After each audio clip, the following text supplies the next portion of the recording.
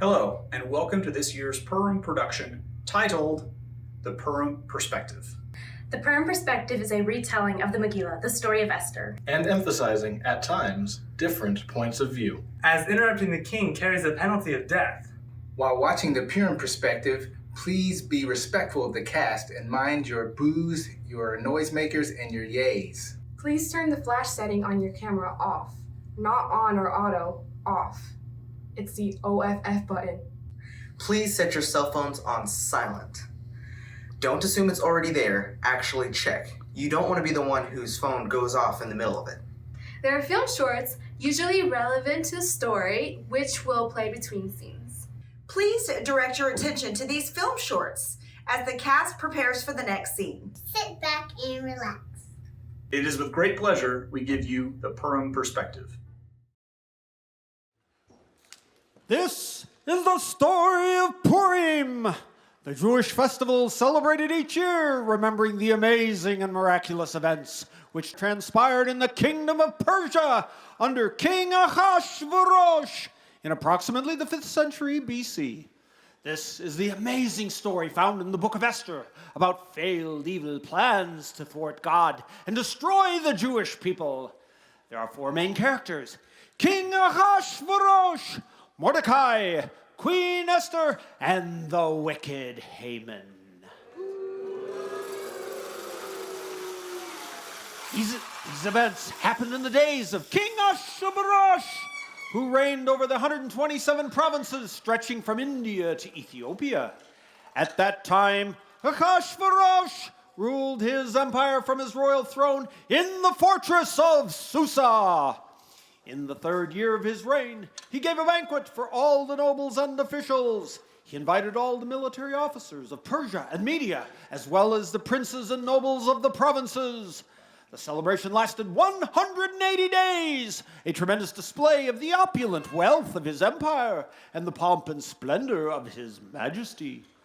When it was over, the king gave a banquet for all the people, from the greatest to the least, who were in the fortress of Susa.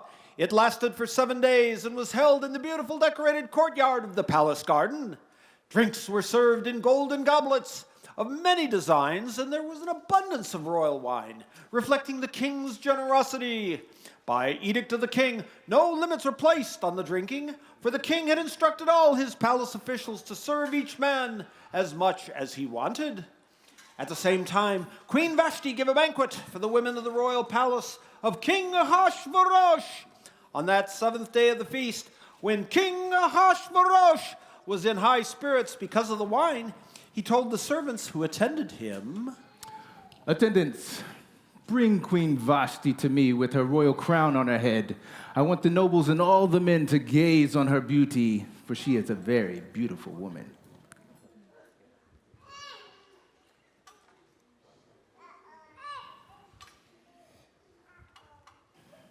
Queen Vashti refused to come to the king's order that was brought by the servants. The king flew into a rage. The king inquired, according to the law, what should be done to Queen Vashti because she did not obey the orders of the king. The king's counselors charged that Queen Vashti had not only insulted the king, but also all the princes and people of the kingdom. So they recommended that a new queen be found to replace Vashti, and that Vashti be banished. So shall it be. Men are the heads of their homes and may say whatever they please. Vashti is unworthy to be my queen. I'll marry one of the beautiful, nay, most beautiful women in my kingdom. Counselors, quick, begin the search for that woman, my future queen. But after King Ahasuerus' anger had subsided, he began thinking about Vashti and what she had done and the decree he had made.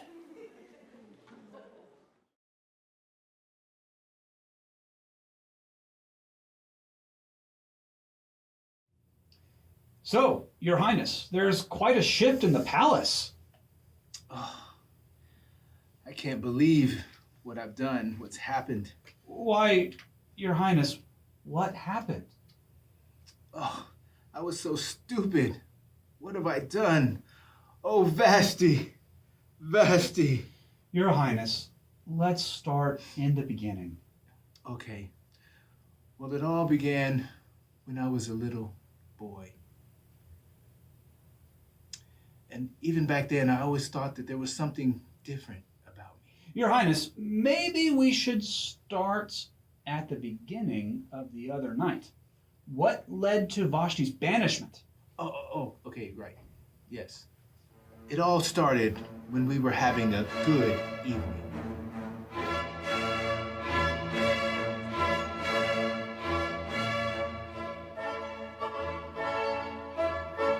Your Highness, this party is truly lavish and extravagant. I hope that no one embarrasses themselves. Please, Mimikin, everyone will conduct themselves properly. I'm sure you'll have nothing to worry about. And I wish for Vashti to join us in the throne room wearing her crown. Attendants, Mimikin, Harbona, bring Queen Vashti to me wearing her crown so that we may all gaze on her beauty.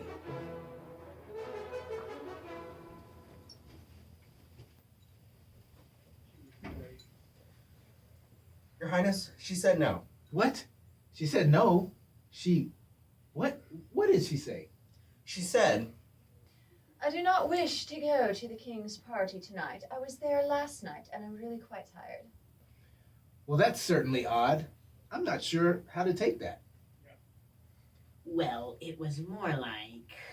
I will not come to the king's party. I was there last night and I'm tired of his parties. Oh, she said what? actually, it was a little closer to, I will not come to the king. If I come tonight, it will be the last party he ever throws. Whoa. She disrespects your authority. She insults your crown and all of Persia. And so I didn't know what to do about all this. So I asked my advisors and attendants. If the queen can treat the king in this way, then every wife can subvert her husband in Persia. This will be chaos. Vashti must be severely punished. You must banish her and replace her with someone who is worthy. And so I had no choice. So be it. Let it be written that every man is indeed the ruler of his own home and should speak as he pleases. To order! To order! Ha! I was brash. I acted too quickly. I'm an idiot. I should have just gone to her and talked to her myself. Oh, Vashti. Vashti. So, you've been banished, but before you leave, I'd like to hear your take on the events. No problem. I've asked around, and I think I've got a pretty good feel for what actually happened in the throne room.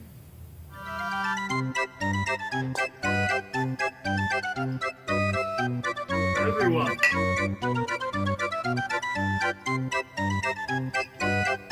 Your Highness, this party is incredibly lavish and extravagant. I truly hope that no one embarrasses themselves. Please, Mimikin. Everyone will behave properly. I'm sure you have nothing to worry about.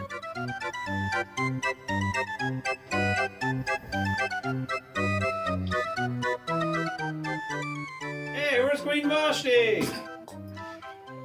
Where's Queen Vashti? Vashti! Vashti! Vashti! Your Highness, do you really think that it's best? Vashti! Vashti! Vashti! Okay, Vashti! we'll go give Queen Vashti. Vashti! Vashti! Bring back Queen Vashti with a crown! Yay, Vashti! Yay, Vashti! So these two clowns come to my party, my proper party, and try to take me away. I turned them down the best I could. Besides, my legs were tired. I'm a runner, of course. My queen, the king has requested your presence at the throne room festivities. Oh my goodness, does he? I must say, I hardly have the energy to be there right now. I was there last night and I am quite tired. I do hope he understands. Well, the king did request it. Well, if the king insists. Well, it's not that I don't want to go. It's just, I am really quite tired. Okay, well, let's keep going. Well, I think, I can't even, I've lost my balance. I can't possibly go. If I go, I might die, and that would be the last party he ever gets to throw. My apologies. I'm so sorry. Oh dear. Definitely can't. That, ladies, is how it's done. Vashti! Vashti! Vashti! She says she won't come. Outright refuses. She said what? That's unacceptable. Men rule over their wives with a heavy hand and a closed fist to keep the order. Vashti must be banished, effective immediately. Huzzah! Huzzah! Brilliant decision, my king. To men! To men! To men! And that's how it happened? Oh, well, there was a little more. And it's too bad. We're gonna miss Vashti. Her beauty and intelligence, unmatchable. Her wit, keen. Her singing skills, an example of just pure joy. And I know that there's no way that we will ever come close to ever replacing her. Not even ever. And that's how it happened. Right. You pieced this together from how many places? As many as it took.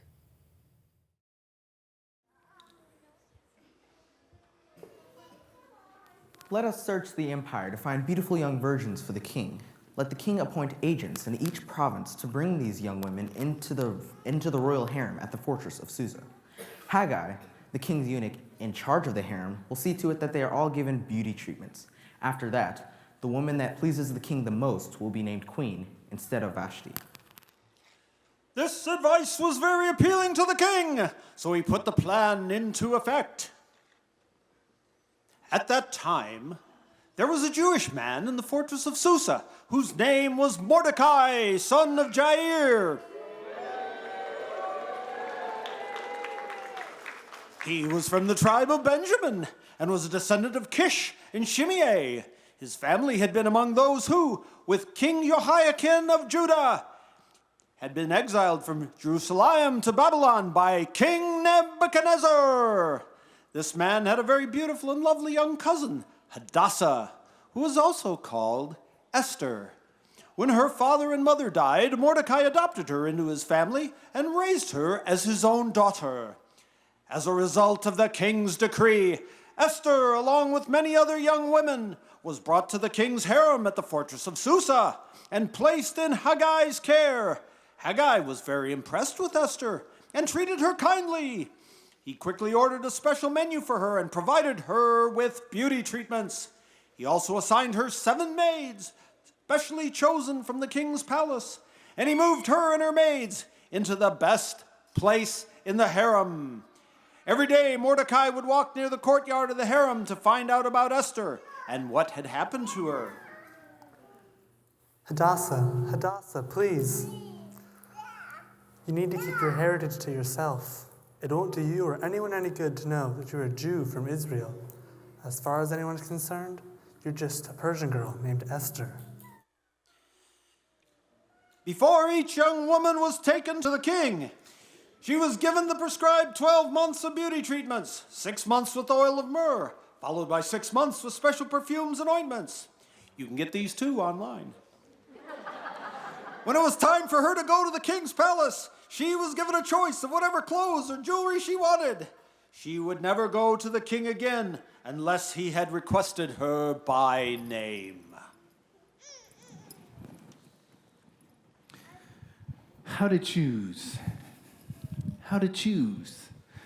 The maidens in my kingdom are all very lovely and beautiful, but only one will become queen.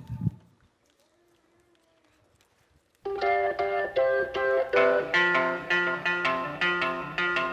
thought love was only true in fairy tales, and for someone else, but not for me.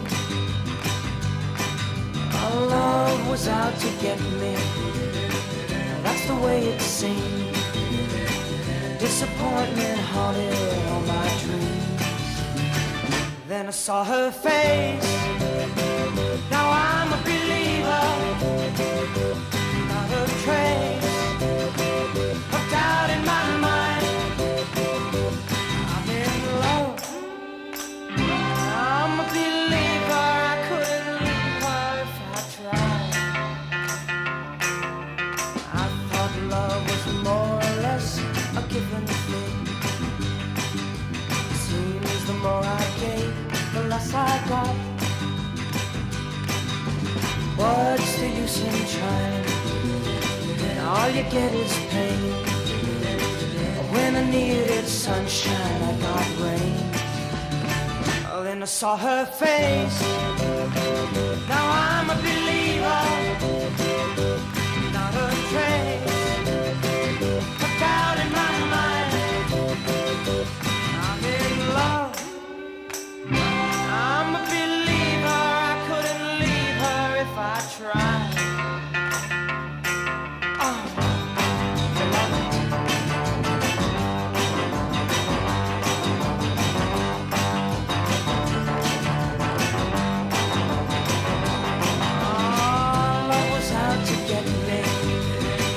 That's the way it seemed. Disappointment haunted all my dreams.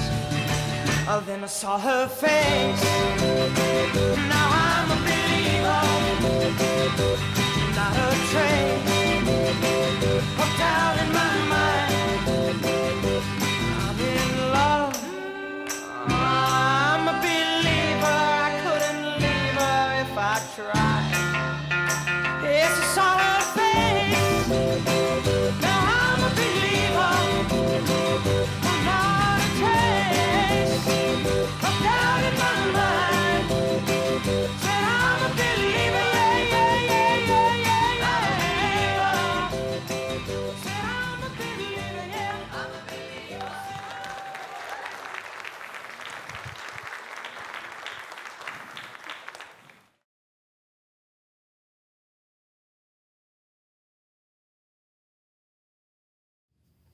Oh man, Esther is fantastic. And that Vashti, ugh, I am so glad she's gone. Really? I thought you missed her. You said you'd made a huge mistake. I don't recall saying that, but come on. You remember how I told you how she treated my guys. My queen, the king has requested your presence at the throne room festivities. Well, the king did request it.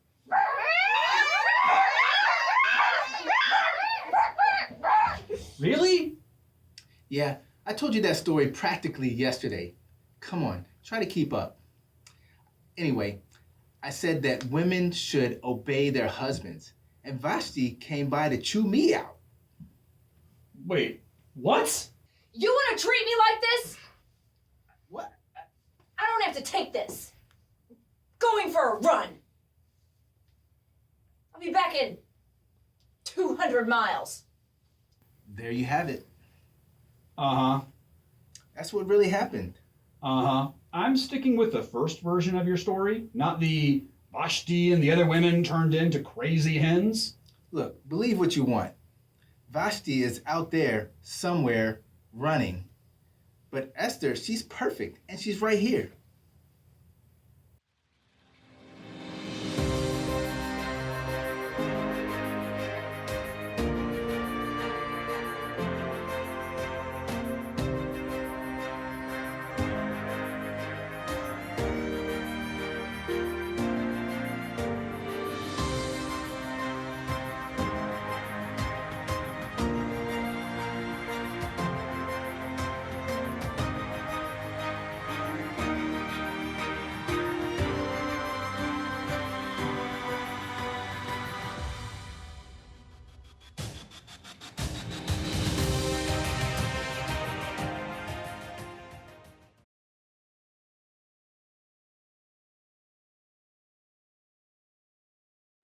Your Majesty, it is a pleasure to meet you.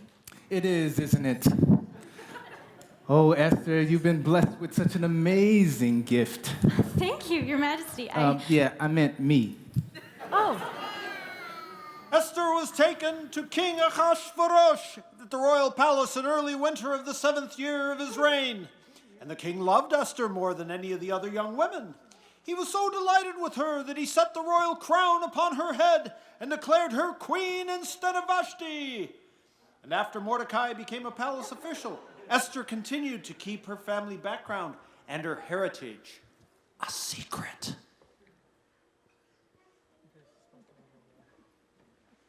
One day, as Mordecai was on duty in the king's gate, two of the king's guards, Bigthan and Teresh, became angry at King Ahasuerus and plotted to assassinate him.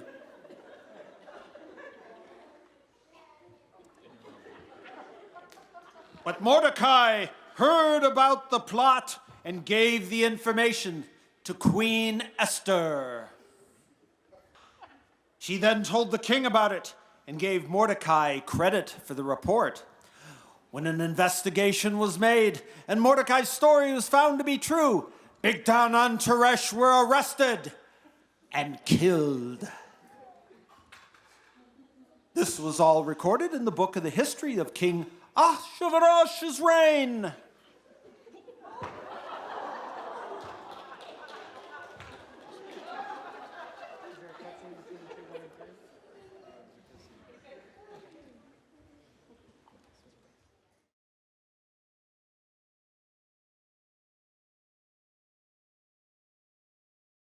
So, Bigthan and Teresh tried to kill the king? What happened? Yeah, it was crazy. It happened like this. What's up with you, Teresh? We're just going to see the king. Bigthan, we're off to kill the king. I'm so excited. I told you to go before we left. No, not that kind of excited.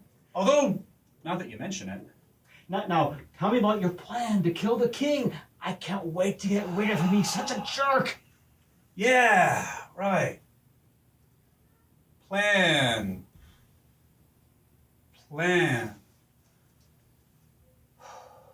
You said you had a plan. Teresh, think hard about how you're going to answer me. Thinking's always hard. You said you had a plan. I just wanted to be the guy with the plan for once. I can't believe this. We just gotta get out of here. Yeah, and then Mordecai hopped out and took care of business.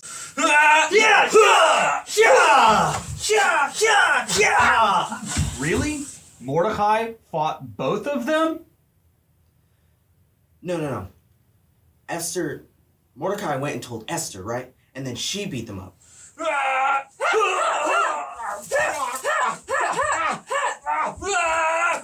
punching yourself! Stop punching yourself! Stop punching yourself! Stop punching yourself! Hey! Where do you think you're going? Whoa, really? Yeah, Esther hits crazy hard. Or wait, was it the king?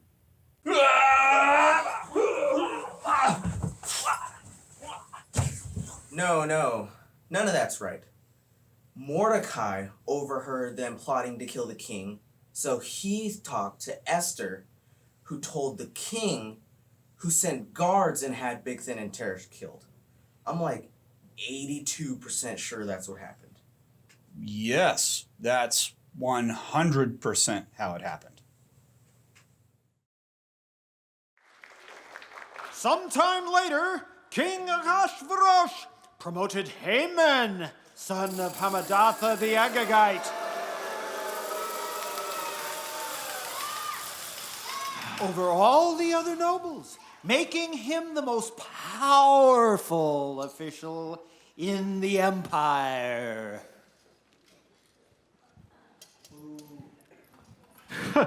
Oh, please, Your Highness, you don't have to bow to me. What? But you're brilliant, sire, and I'm glad you brought it up. I am your representative and the projection of your power across all of Persia. And you're right, sire, it does make sense for everyone to bow to me. Why, to not bow to me would be showing you dishonor. That's very thoughtful of you, sire. We can't have people disrespecting your rule, now can we? Haman, sure.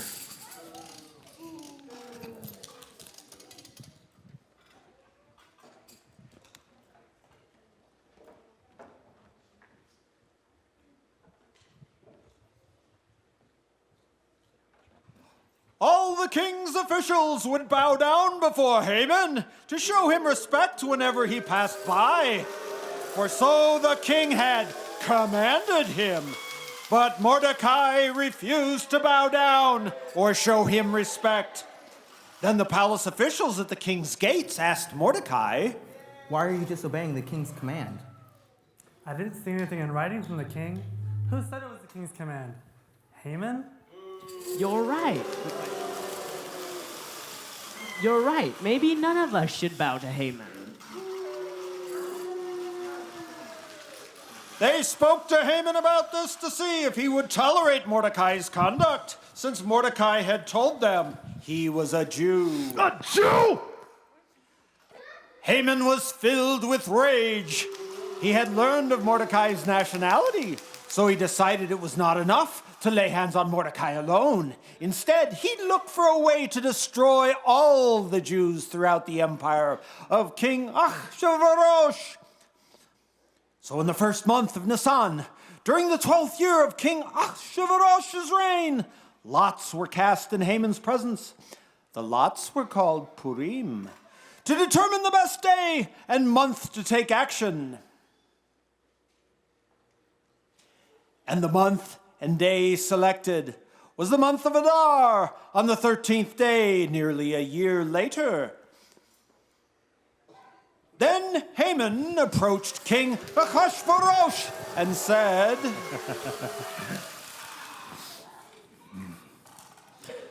There's a certain race of people scattered through all the provinces of your empire who keep themselves separate from everyone else. Their laws are not like those of any other people, and they do not obey the laws of the king. It is not in the interest of the king to let them live. If it please the king, let there be a decree that they be destroyed, and I will donate 10,000 large sacks of silver to be deposited to the royal treasury. The king agreed, confirming his decision by removing his signet ring from his finger and giving it to Haman, son of Hammedatha the Agagite, the enemy of the Jews. The money and the people are yours to do with however you see fit. On the 13th day of the first month, the king's secretaries were summoned, and a decree was written exactly as Haman had dictated. It was sent to the king's highest officers, the governors of the respective provinces, and the nobles of each province in their own script and language. The decree was written in the name of King Ahasuerus and sealed with the king's signet ring. Dispatches were sent by swift messengers riding swift steeds into the provinces of the empire, giving the order that all Jews, young and old, including women and children, are to be killed, slaughtered, and annihilated. This will happen on a single day, the 13th of Adar. The property of the Jews will be given to those who kill them. A copy of this decree was issued as law in every province and proclaimed to all the people, so they would be ready to do their duty on the appointed day. The king and Haman sat down to drink as the city of Susa fell into confusion.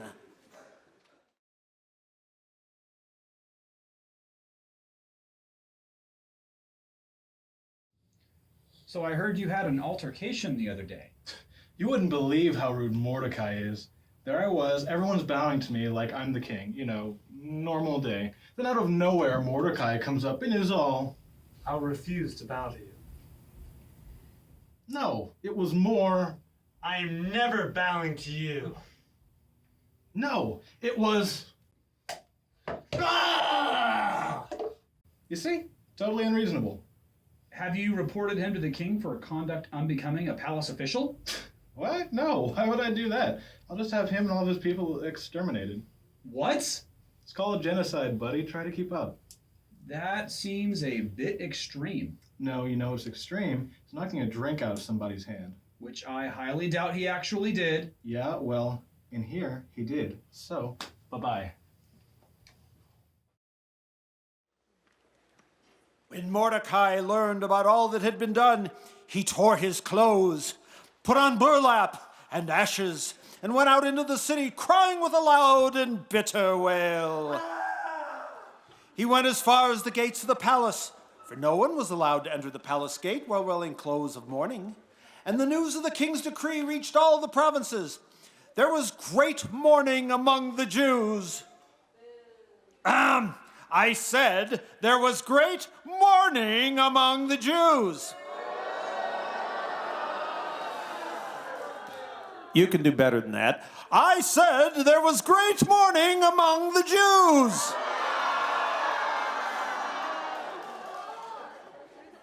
When Queen Esther's maids and eunuchs came and told her about Mordecai, she was deeply distressed. She sent clothing to him to replace his burlap. But he refused it.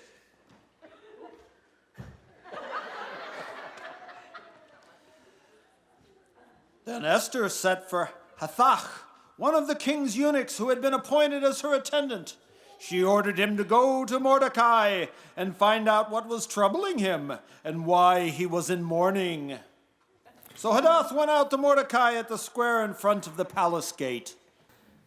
King Ahasuerus has permitted Haman to do whatever he wants, and Haman has given him 10,000 sacks of silver to permit him to have all the Jews in Persia exterminated.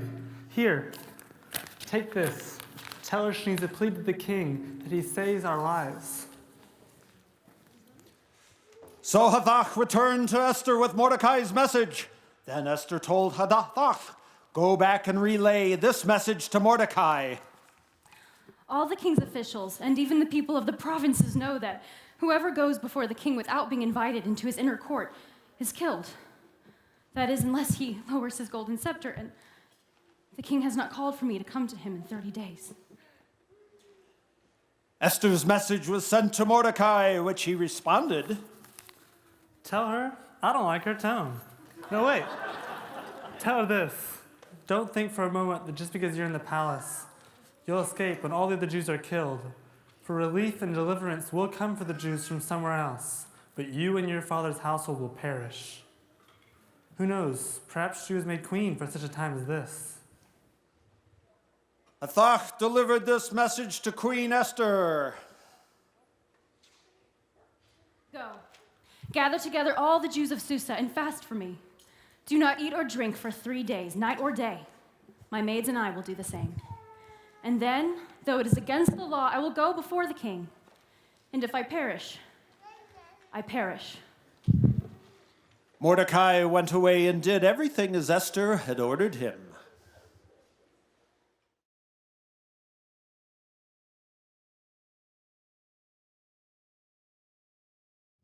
So, you were telling me that Esther is more pleasant to work around? Well, yes, quite frankly. Esther is better overall. Overall? Tell me more. Vashti was... Your coffee, Vashti. Ugh! What is this? Don't you know that 1% is not the same as non-fat soy? What is the matter with you? Were you raised by wolves? I said counterclockwise circles. But isn't clockwise counterclockwise on the other? Don't get sassy with me. You're fired. Yeah, so Vashti was a bit...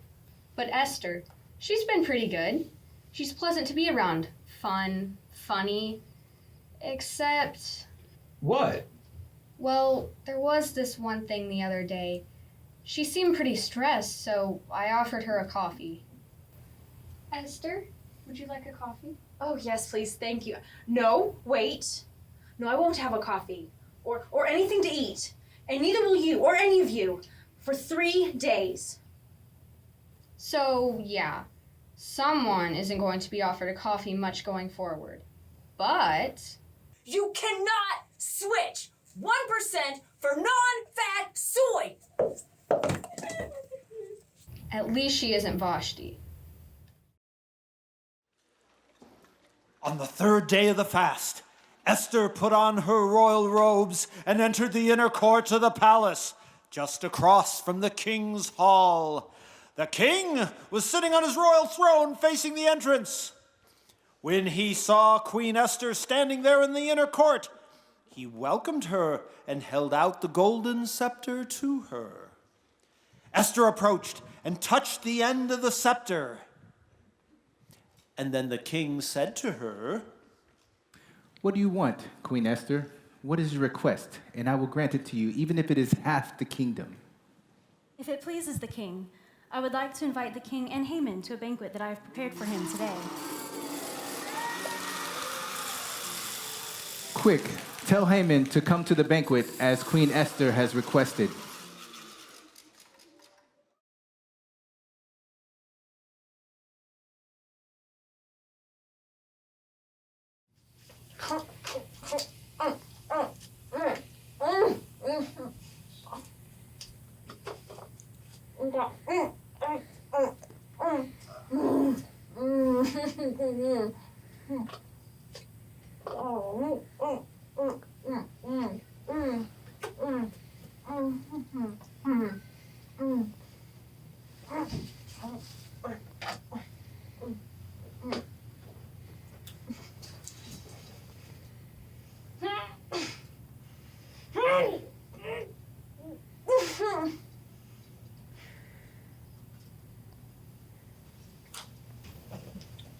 What is your request? And it shall be granted to you. What is your wish? Up to half the kingdom, and I shall give it. Your Highness, my request is that you know that we love you very much. And I want the best for you. Ahasuerus, this is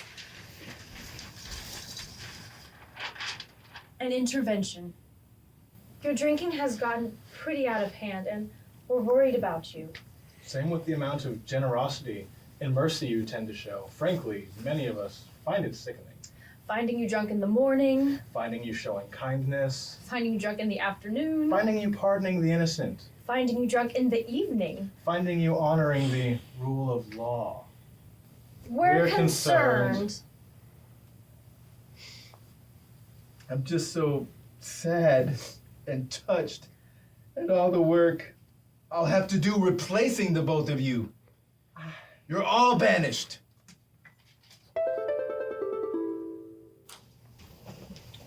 What is your request? And it shall be granted to you. What is your wish? Up to half the kingdom, and I shall give it.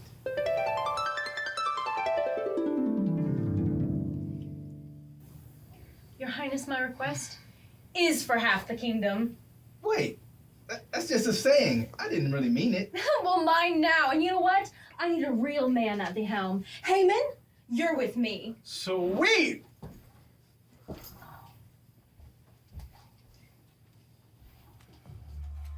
Haman? You're in my seat, old man.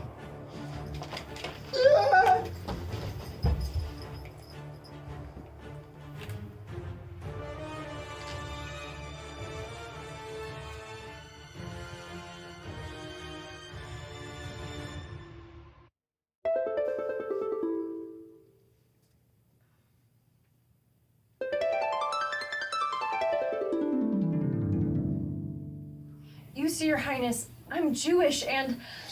What? She's Jewish?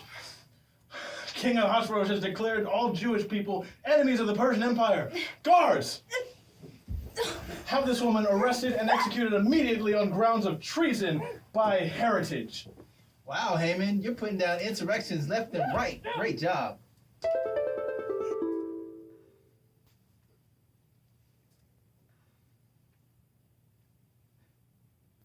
Your Highness, this is my request. If it pleases the king, and if I have found favor with the king, I would like to invite both you and Haman to come to my banquet again tomorrow night, if it pleases the king. Haman was a happy man as he left the banquet. But when he saw Mordecai sitting at the palace gate, not standing or trembling nervously before him, Haman became furious. However, he restrained himself and went on home. Then Haman gathered together his friends and Zeresh, his wife, and boasted to them about his great wealth and his many children. He bragged about the honors the king had given him and how he had been promoted over all the other nobles and officials.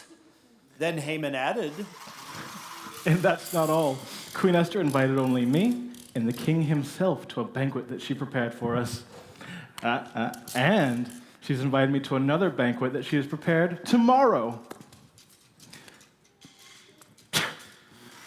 But this is all worthless as long as I see Mordecai, the Jew, just sitting at the palace gate. You know what you should do? You should poison him. No, have him run over with horses. No. Hire a couple of disgruntled palace guards who work at the gate to sneak up on him when he least suspects it. That won't work with him.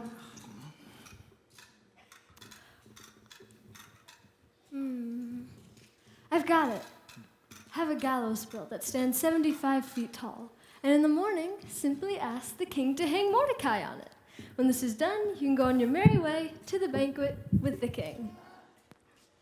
This pleased Haman, and he ordered the gallows to be built.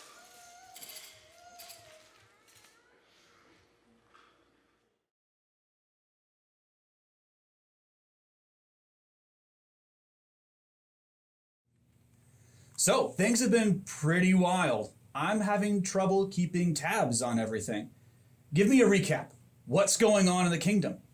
Oh man, you wouldn't believe what's going on. So Vashti defied the king when he summoned her. She was all, I don't have to take orders from you, your lowliness. And then the king was all, Banish her! Out with the old and in with the...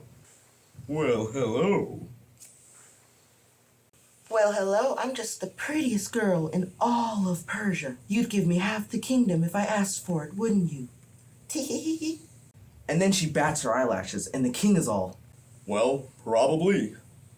And then there are these dudes who are all trying to kill the king. And then Mordecai the Jew, Esther, and the king took them all out. But Mordecai was super cool about it, and the king was all, I totally owe you my life for this, but I'm probably going to forget about this until someone reads it to me. And Haman was all, look at me. I'm in charge now. You all have to bow to me. But Mordecai was all, I'm never bowing to you. And Haman was all, we'll see about that, Mordecai. And then when Haman found out that Mordecai was a Jew, he just lost it. He was all the Jews must die. And then Haman went gambling for a while, and then he announced all the Jews would have to die on the 13th of Adar. Then out of the blue, Esther throws a party and is just stuffing her face. That's all very odd. I have a feeling some of that isn't entirely accurate. Yeah, no, totally accurate, no doubt. Doubtful. Anyways, what after that? She invited them both to a second party. So, hold on to your seats.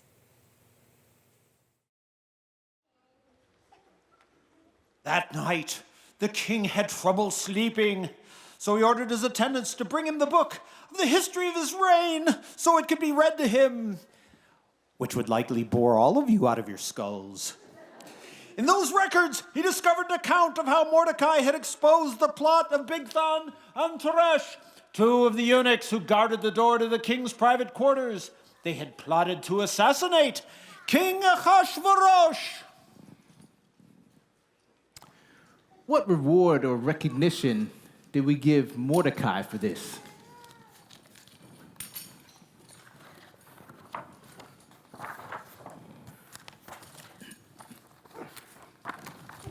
Nothing has been done for him. What? A man saves the king's life and is not rewarded? Who's in the outer court? As it happened, Haman had just arrived in the outer court of the palace to ask the king to hang Mordecai on the gallows he had prepared. The attendants replied to the king, "It is Haman." Bring him in. Haman, just the man I want to see. Tell me, what should be done for the man whom I truly wish, nay, desire to honor? Who would the king desire to honor more than me? If the king wishes to honor someone, let him take one of his own royal robes, as well as a horse that the king himself has ridden, one with a royal emblem on its head. Let the king's robes and the king's horse be handed over to one of the king's most noble officials, and have him see to it that the man whom the king desires to honor is clothed in the king's robes and led through the city square on the king's horse.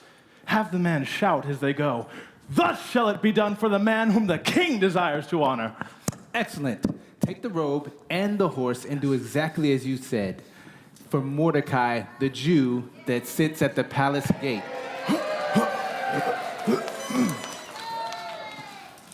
Now make sure not to leave out anything you've suggested.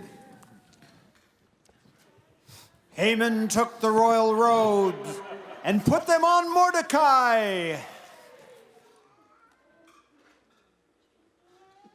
placed him on the king's own horse,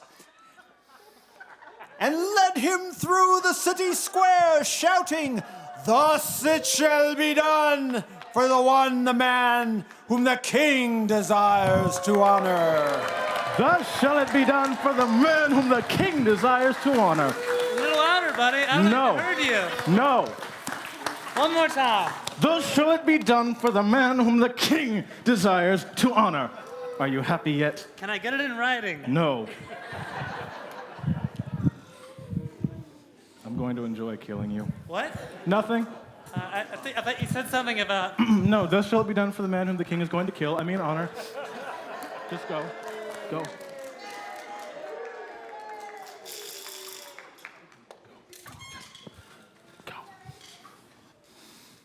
Afterward, Mordecai returned to the palace gate, but Haman hurried home, dejected and completely humiliated.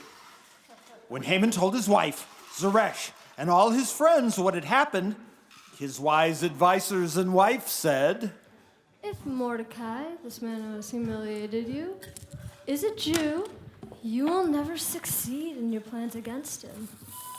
Ooh. If you keep opposing him, you will surely fall before him."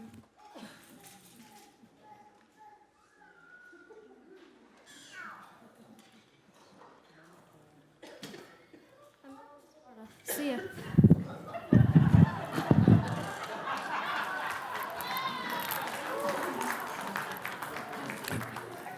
There you are, Haman. The time has come for Esther's next banquet. After you.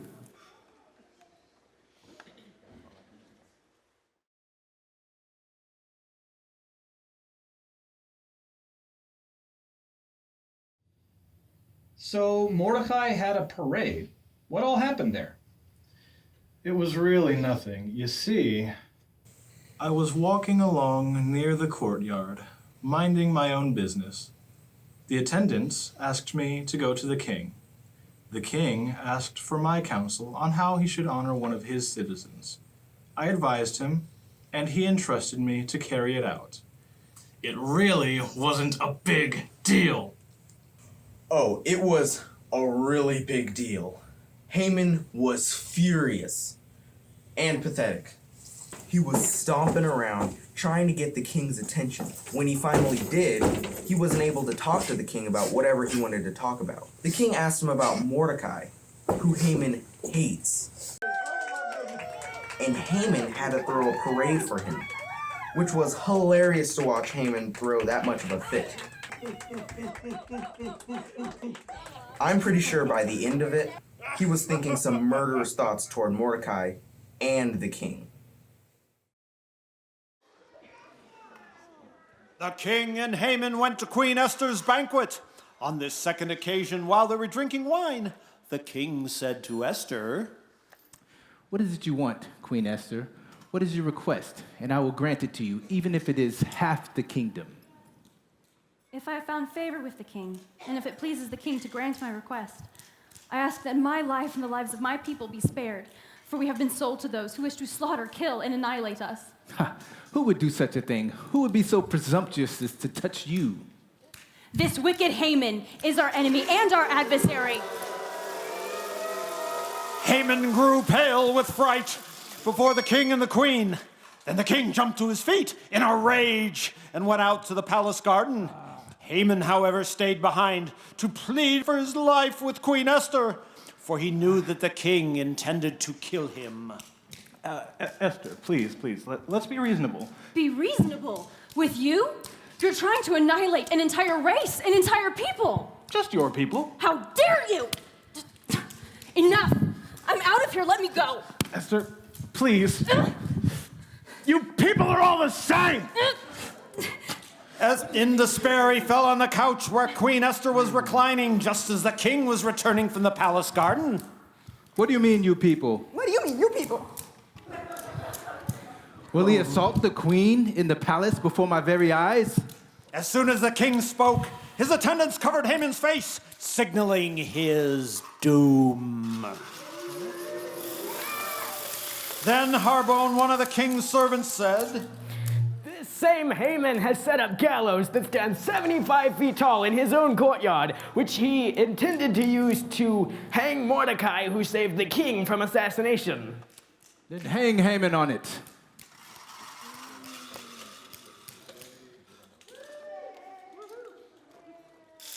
So they hung Haman on the gallows he had set up for Mordecai, and the king's anger subsided.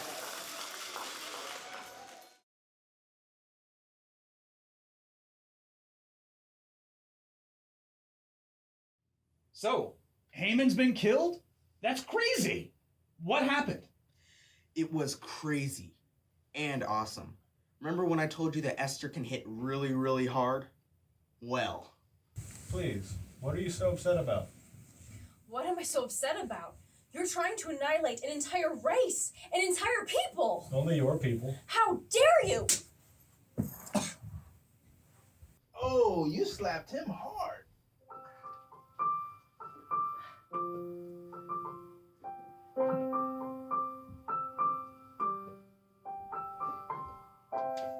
What is this feeling? Let's put you in your place. A hot red burning on the side of your face.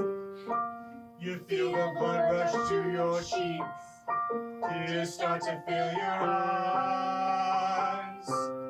Your lips are trembling, but you can't speak. You're trying, oh, you're trying not to cry. You just got slapped across the face, hey man. You just got slapped. It really just happened. Everybody saw it. You're a genocidal maniac. You deserved it. You just got slapped.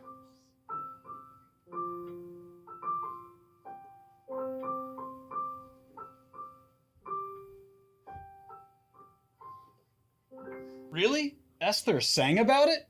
Yep. What happened next? Oh, wow. Are you gonna cry? No, you're gonna cry. No way, buddy. I'm gonna need that ring back. And the guards are gonna take you out, and they're probably gonna rough you up a little bit on the way out. Haman had set up gallows that stand 75 feet tall in his own courtyard. He intended to use them to hang Mordecai. Who? Guys, seriously? The guy who told Queen Esther about the assassination? We had a parade for him. Oh. hang Haman on it. Wow. I know, right? Crazy day. No, I mean, wow, is that really your king voice? Is that really your voice? Real mature. Real mature.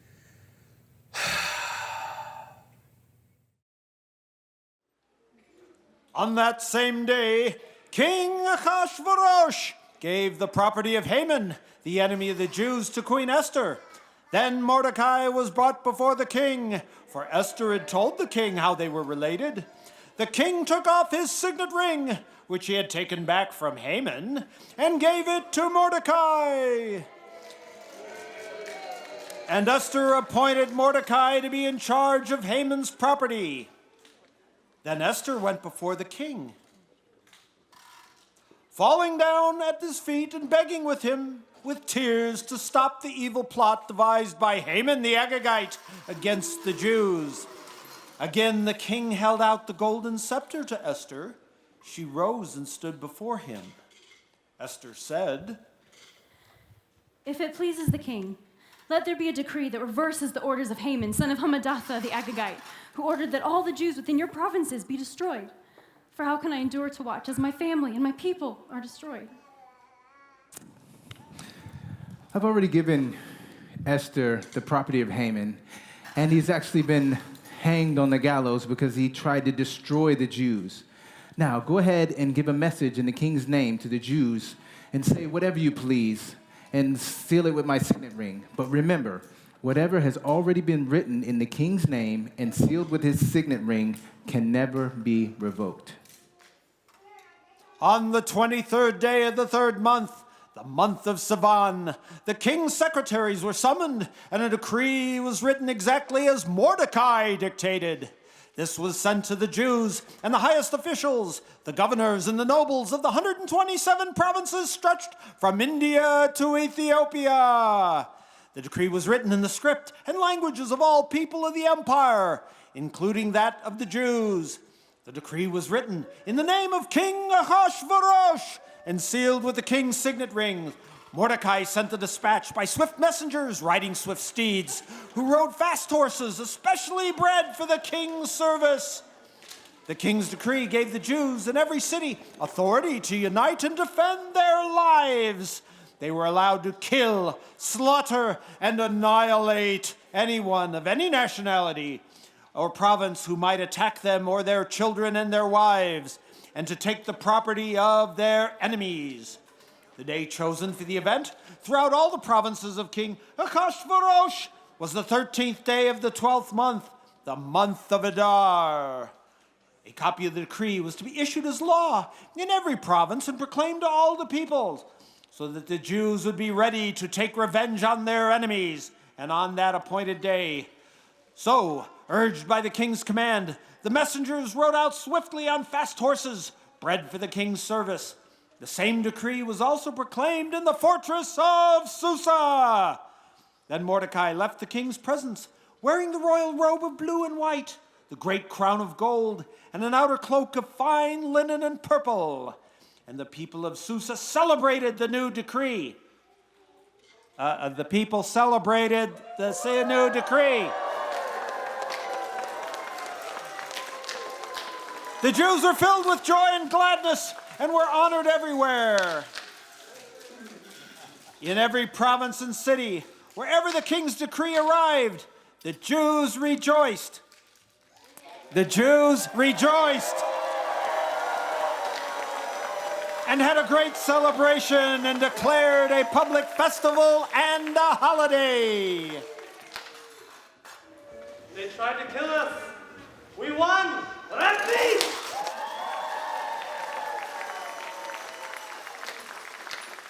And many of the people of the land became Jews themselves, for they feared what the Jews might do to them.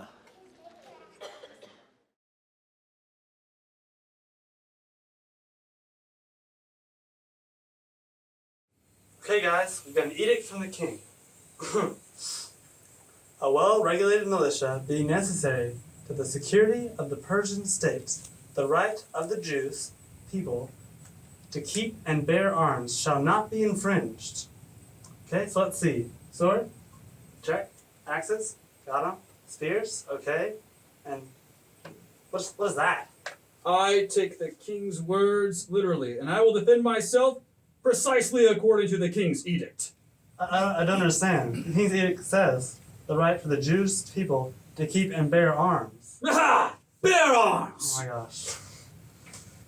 That's not what the king's edict means. To defend ourselves, we need swords, axes, spears. I don't know about you, but I feel quite safe. Bear arms! Whoa, guys. What's this?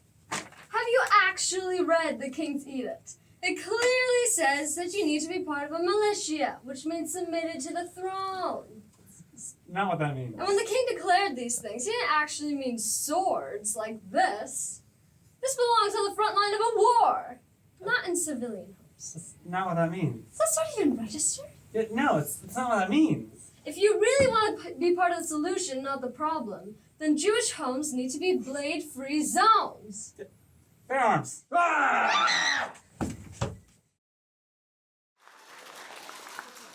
On the 13th day of Adar, the 2 decrees of King Ahasuerus were put into effect. On that day, the enemies of the Jews had hoped to overpower them, but quite the opposite happened. It was the Jews who overpowered their enemies. The Jews gathered in their cities throughout all the king's provinces to attack anyone who tried to harm them. But no one could make a stand against them, for everyone was afraid of them. And the nobles of the provinces, the highest officers, the governors, and the royal officials helped the Jews for fear of Mordecai. For Mordecai had been promoted in the king's palace, and his fame spread throughout all the provinces as he became more and more powerful. The Jews went ahead on the appointed day and struck down their enemies with the sword. They killed and annihilated their enemies and did as they pleased with those who hated them.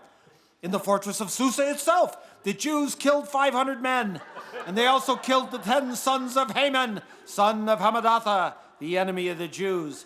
But they did not take any of the plunder. That very day, when the king was informed of the number of the people killed in the fortress of Susa, he called for Queen Esther, and he said, Wow, the Jews have killed 500 men in the fortress of Susa alone, as well as Haman's 10 sons. It's amazing. If they've done that here, I can only imagine what has happened in the other provinces. Now, Queen Esther, what is your request, and it will be granted to you? If I found favor with the king, and if it pleases the king, I ask that the Jews of Susa be able to do again tomorrow as they have done today, and take the bodies of Haman's 10 sons and hang them upon the gallows. The king agreed, and the decree was announced in Susa. They hung the bodies of Haman's 10 sons. Then the Jews of Susa gathered together on the 14th of Adar and killed 300 more men. But again, they took none of the plunder. Meanwhile, the other Jews throughout the king's provinces had gathered together to defend their lives. They gained relief from all their enemies, killing 75,000 of those who hated them, but they did not take any of the plunder.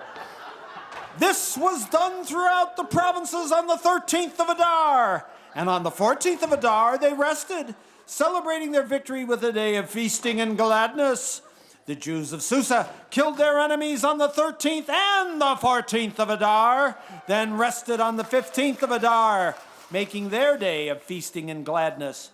To this day, rural Jews living in the remote villages celebrate an annual festival and holiday on the appointed day in late winter, when they rejoice and send gifts of food to each other. Even Mordecai recorded these events and sent letters to the Jews near and far throughout all the provinces of King Ahasuerus, calling on them to celebrate an annual festival on these 2 days. He told them to celebrate these days with feasting and gladness, to be given gifts of food to each other, and even presents to the poor.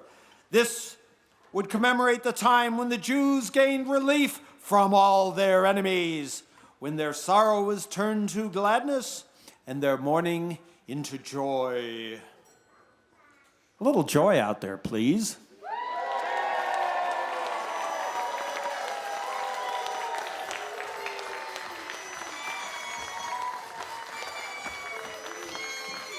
The Jews accepted Mordecai's proposal and adopted this annual custom. Haman, son of Hamadatha the Agite, the enemy of the Jews, had plotted to crush and destroy them all on the date determined by casting lots. The lots were called Purim. But when Esther came before the king, he issued a decree causing Haman's evil plot to backfire, and Haman and his sons were hanged on the gallows. This is why this celebration is called Purim, because it is the ancient word for the casting of lots. Because of Mordecai's letter, and because of what they had experienced, the Jews throughout the realm agreed to inaugurate this tradition and to pass it on to their descendants and to all who became Jews. They declared they would never fail to celebrate these two prescribed days at the appointed time each year, and these days would be remembered and kept from generation to generation, and celebrated by every family throughout the provinces and cities of the empire. This festival of Purim would never cease to be celebrated among the Jews, nor would the memory of what happened ever die out among their descendants. Then Queen Esther, the daughter of Abihail, along with Mordecai the Jew, wrote another letter, putting the queen's full authority behind Mordecai's letter to establish the festival of Purim.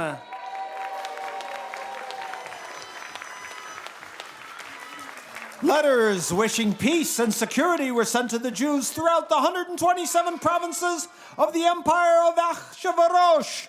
These letters established the festival of Purim, an annual celebration of these days at the appointed time, decreed by both Mordecai the Jew and Queen Esther. The people decided to observe this festival just as they had decided for themselves and their descendants to establish the time of fasting and mourning. The command of Esther confirmed the practices of Purim, and it was all written down in the records.